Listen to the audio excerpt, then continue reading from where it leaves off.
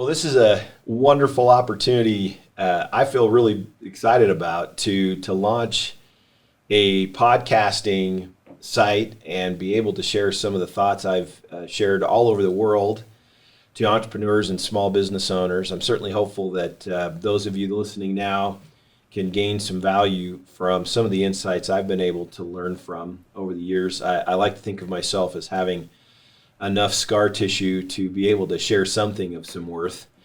And I just wanted to take some time and share with you kind of how we arrived and at this idea of corporate soul, which is so important to me and I think central to the essence of what will be all of the podcasting that we'll be doing here on this site.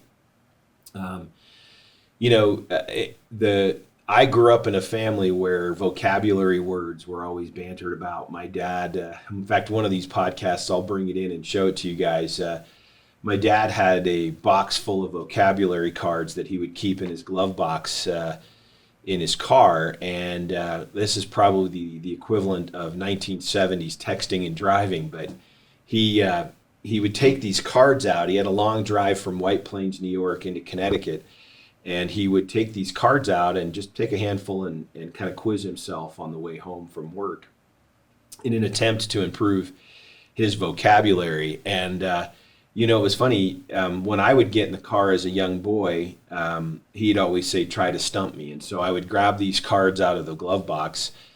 And, I look back on it now, he's pretty smart. He knew that he was going to engender a love of language and of words in me at the same time as he was testing himself. It kind of became this joke, like if I could beat Dad, if I could actually stump my dad on a vocabulary word. My dad, Tyler Norton, his influence in my life really can't be overstated. He's just been a massive influence, as has been my mother, Bonnie. Professionally speaking, I learned a lot from my dad, and he's kind of the one where I learned this love of language and vocabulary words. Dad would quiz me in the car, and I think my love of language and words came from that. But I tell you that because I start with this question of where does the word corporate come from, corporation? And if you think about it, the etymological derivative of the word corporate or corporation comes from the word corporeal. And even in Spanish, I speak Spanish, cuerpo, this concept of a body. And over the years, as I've worked for different corporations, I had one particular experience where a gentleman asked this question that has just kind of stuck with me for a very, very long time. And the question was, if a corporation is a body, corporeal, a corporation comes from the notion of a body, then can it have a soul? And I found myself saying, what an interesting question. And it's funny, I've taught this now for a long time, more than 10 years in various settings across the globe. In fact, in some of the settings where I've shared this notion of corporate soul or ethos, as I'll get into, I've asked people and said, so if a corporation is a body, can it have a soul? And you might find it interesting. People actually always say yes. In fact, it's almost unanimous. It's very loudly. They'll say, yes, a corporation can and should have a soul. The next question I pose is, do most corporations have a soul? And as you might expect, these people then come back and say, no, the answer is most companies or corporations don't have a soul. So most of them believe they can have a soul. In fact, they're quick to say that almost unanimously that they can have a soul. But they're almost equal in their unanimous response to the notion that most corporations don't have a soul. I think it begs a really interesting question, right? Which is, why is it that if everyone believes that they can have a soul, and most people believe, yeah, a company should have a soul, it certainly would serve it well, why don't they have a soul? And we can sit here and kind of unpack that a great deal. It's interesting, Jim Collins, the author of Good to Great, recently met with a dear friend of mine, Clayton Mask, who is the co-founder and CEO of Infusionsoft. And Clayton told me that as they went to meet with Jim Collins, here's one of the world's top consultants for businesses, certainly understands why some businesses have durable, enduring success. And they were really at a unique stage. They'd been funded heavily on the VC side. They were growing quickly. had deployed that capital in service of all sorts of enterprise value growth. And they were really aiming and looking towards a potential public offering down the road. And Jim Collins posed this question and said, how many of you that were here at the beginning, founding leaders, founders themselves, intended to stay involved with the company? And I remember Clay telling me that they went back to, I think, a hotel room or wherever they were staying when they were there visiting with Jim. And they stayed up most of the night, really leaning into this question of how long do we intend to stay? As you know, an organization that goes public, they have a capital event, there's opportunity to rethink, there's opportunity to take money off the table and kind of revisit your next steps in life, which a lot of them had thought through. But in order to go from good to great, he also wrote a book called Built to Last. Those organizations that seemed to have some enduring success, something durable and long-standing, it seemed like he was drawing the connection between this notion of the soul, and that soul had some reference back to why it was started in the first place. What was the original vision and intent of that? And so I think corporate soul on the whole has a lot to do with some of the founding essence, the impetus, the motivation as to why it is that we started this in the first place. Those of you that are watching that are entrepreneurial, that are setting out to do and launch something, I think sometimes when we reduce our definition of success or impact to just the financial imperatives associated with something, or even the financial outcomes, quick gains or early outcomes as it relates to capital events, probably those things end up kind of becoming the dominant objective. And when that happens, I think it suppresses this concept or notion of corporate soul. I remember being in Romania asking this question and watching the response of the people there in that meeting. It was a large group, probably 800 or 900 people there.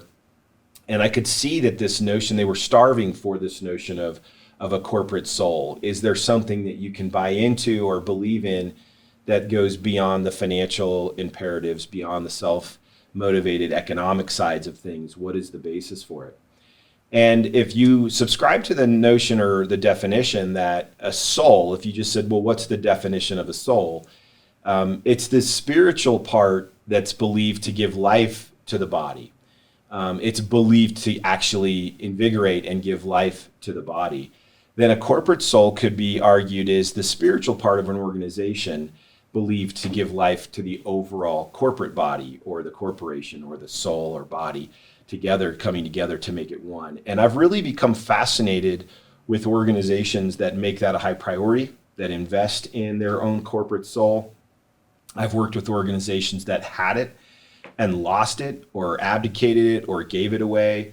I've seen organizations that have taken something with decades. I worked for a company that was over 150 years old and had an opportunity for a capital event that just stripped it of its soul, even its own brand. It was subsumed and digested into another entity.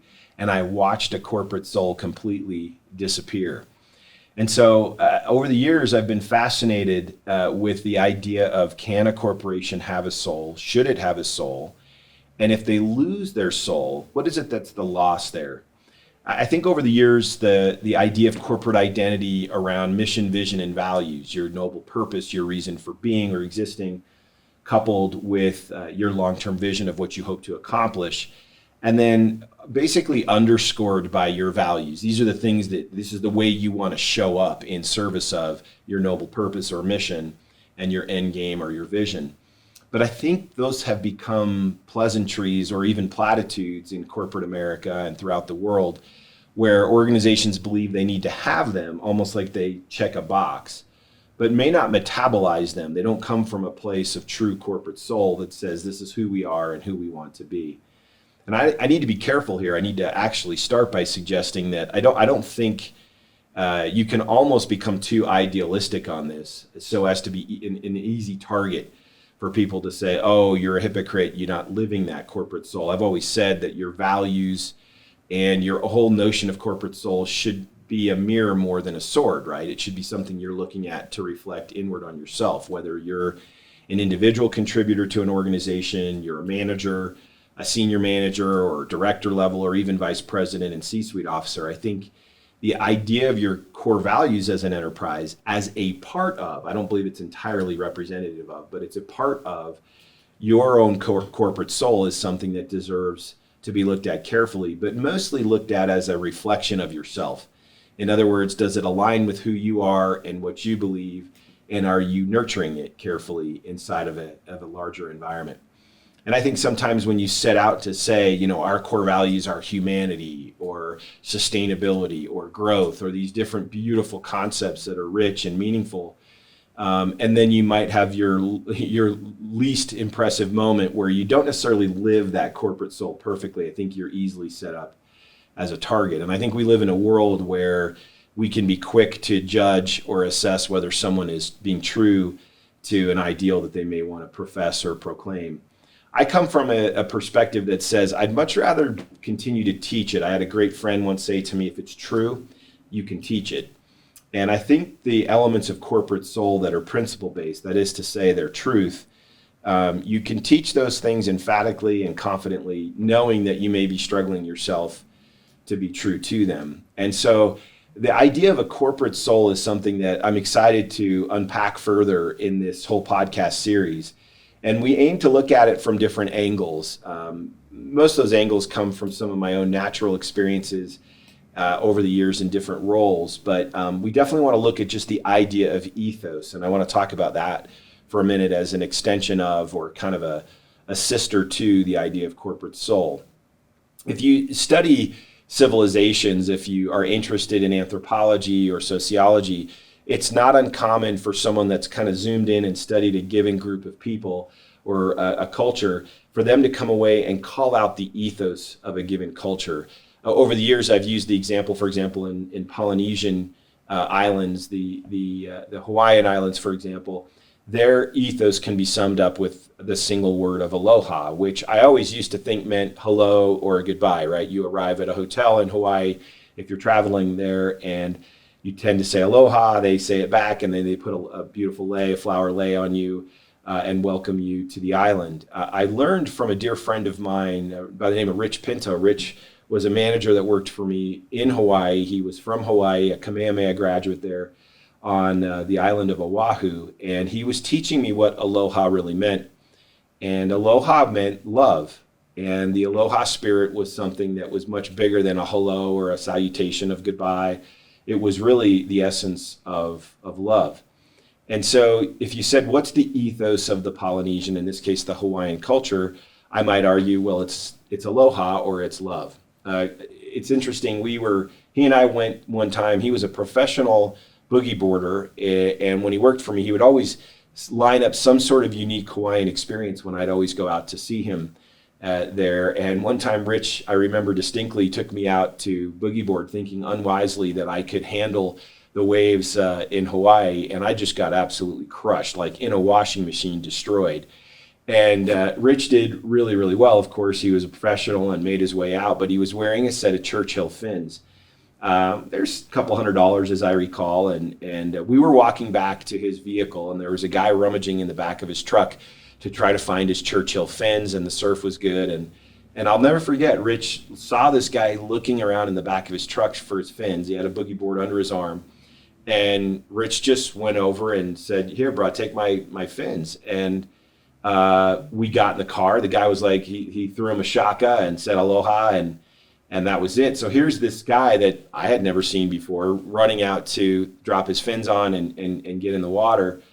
And we're in the car, and I looked over at my buddy Rich, and I said, "Rich, do you know that guy?" And he goes, "No, I don't know him at all." And I said, "Well, you just gave him like $250 worth of fins. Are you going to get him back?" And he looked at me. He's like, "Bro, I got a pair at the house. It's aloha." And that started a conversation where he told me, like, aloha is that what you give out comes back to you. And I've never forgotten that. So the reason I want to talk about ethos, this notion is ethos is the defining or distinguishing spirit of a given culture. If the culture is a set of beliefs or behaviors or characteristics that then cascade from one generation down to the next, then this notion of ethos, which I think is really closely aligned with the corporate soul concept I want to share on these podcasts, the concept of ethos then is this defining unique spirit that makes you who you are. In America, although you could argue it's somewhat being lost, the American dream has always been the American ethos. This notion of if I work really, really hard if I'm willing to put in energy and effort and time, that opportunity should be afforded me here and I can reach the American dream. That's been for a long time the prevailing ethos of the United States of America. Again, I know it can be argued one way or the other, but that's kind of the concept of studying a given culture with an aim to determine, okay, what is their ethos or who are they? So now transition that into corporate America or a corporation as a whole. Think about how corporations get started and what it is exactly that happens there. And I think you'll be interested to note that corporations on the whole end up having a soul of their own. And it can be born of something intentional.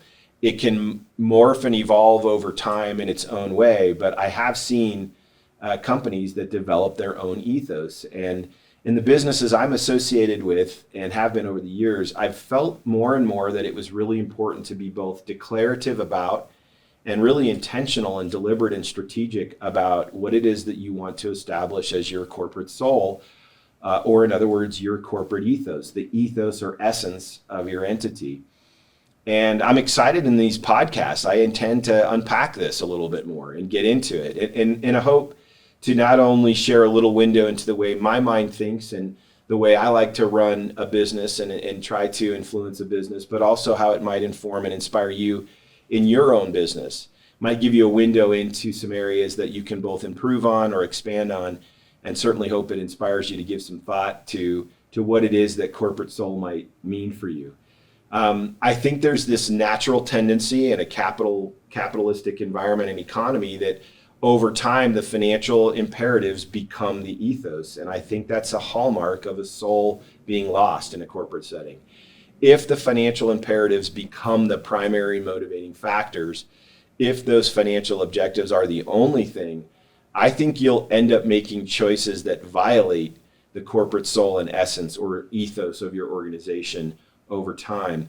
And frankly, probably put you in a position where you're less differentiated, right? And while you may be arguably more sustainable or viable economically long term, I really do believe that if that becomes the only motivation, if that's the only governing principle, which is to maximize shareholder value in the form of economics, which we all know, like publicly traded companies, large corporations with institutional investors behind them, even closely held companies, sometimes will only define success in those financial terms.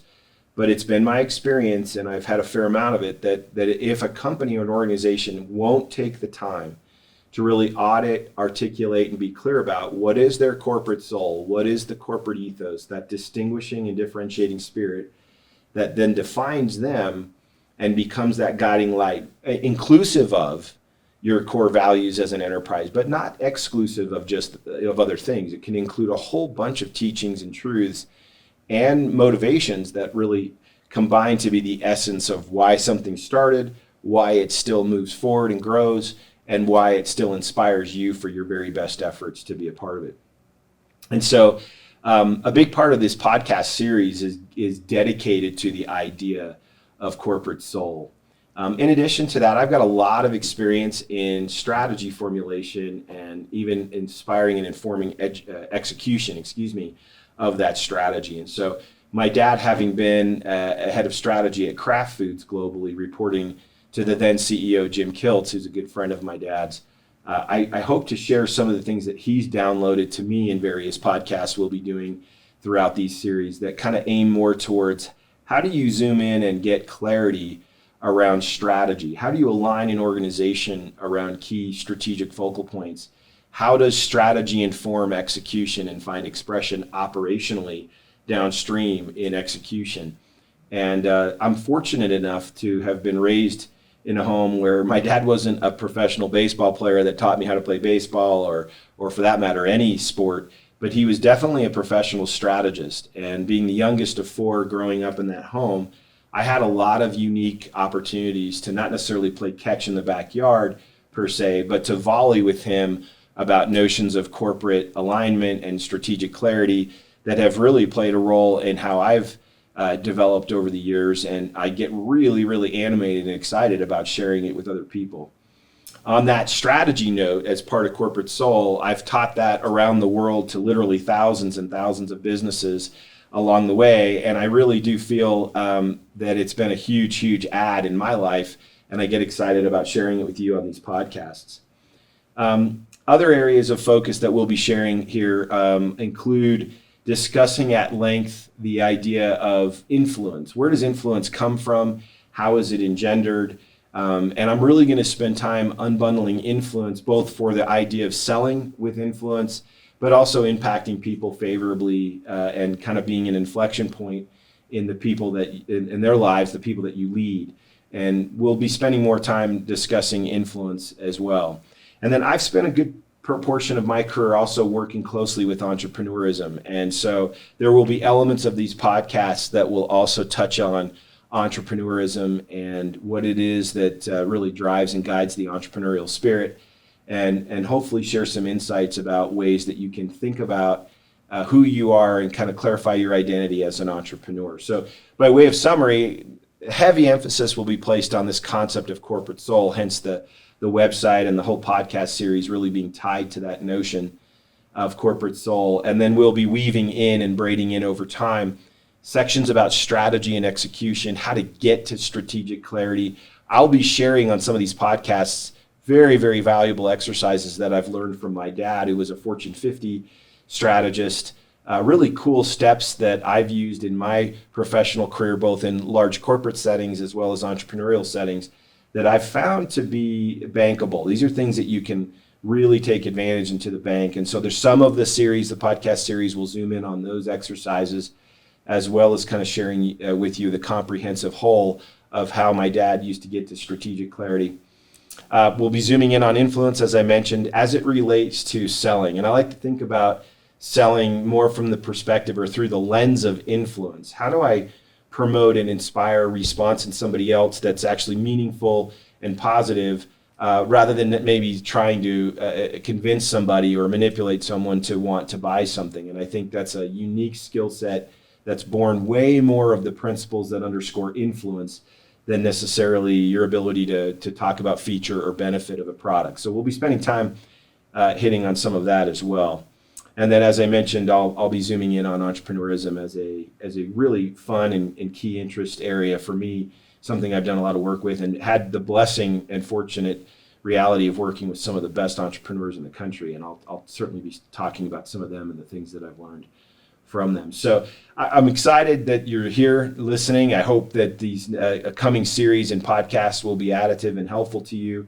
I'm certain down the line we may have guest speakers that will join us that we can involve in this. But I would challenge you to give some thought to corporate soul as kind of the overarching theme of what it is we'll be talking about here. If you're listening to this as an entrepreneur starting your own small home-based business, all the way up to running existing businesses, there is this question of what is your corporate soul? How well can you articulate it? How does it find expression? How do you punctuate it with your staff, your employees, or your own self if you're a sole proprietor? And as you look for partnerships that you want to work with inside of your own ecosystems, how do you find out if their corporate soul is a match with yours? What is it that you're looking for? And I'm excited to launch this podcast series with all of you guys. And again, thank you for taking some time to listen. And I hope this early podcast, this first pass, is just a way that I can share some of this corporate ethos and soul with you guys. But more than anything, just frame up what we intend to do on this podcast series. So thanks for joining, and I look forward to sharing various sessions with you guys. Hopefully I can keep you with us. I always joke and say, if nothing else, maybe if you can't get to sleep, you can fire one of these up, and it'll help you get to sleep. But hopefully it'll be something you can claim has been additive and helpful as you've continued to explore your full potential. So look forward to it, and really thank you for joining us on this first kind of orientation podcast. Thanks so much.